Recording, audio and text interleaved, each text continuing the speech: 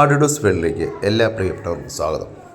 പ്രിയമുള്ളവർ, ഇന്ന് നമുക്ക് പച്ച മസാല ചേർത്ത ഒരു മാന്തൽ പൊരിച്ചാലോ.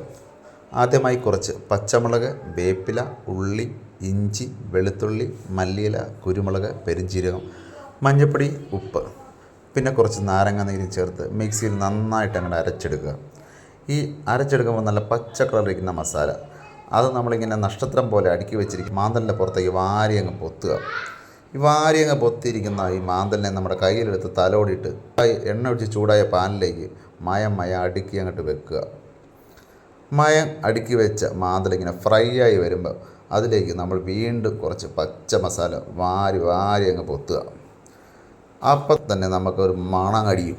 ആ മണം മതി എൻ്റെ കൂട്ടുകാരെ നമുക്ക് ഒരു കിണ്ണം ചോറുണ്ണാനായിട്ട്. അപ്പം നമ്മുടെ ഈ പച്ച മസാല ചേർത്ത മാന്തൽ ഫ്രൈ എല്ലാവരും ഒന്ന് ട്രൈ ചെയ്ത് നോക്കുമല്ലോ. അപ്പോൾ വീഡിയോ ഇഷ്ടപ്പെട്ട എല്ലാവരും നമ്മുടെ ചാനൽ ലൈക്ക് ചെയ്യുക, കമൻറ്റ് ചെയ്യുക, സബ്സ്ക്രൈബ് ചെയ്യുക.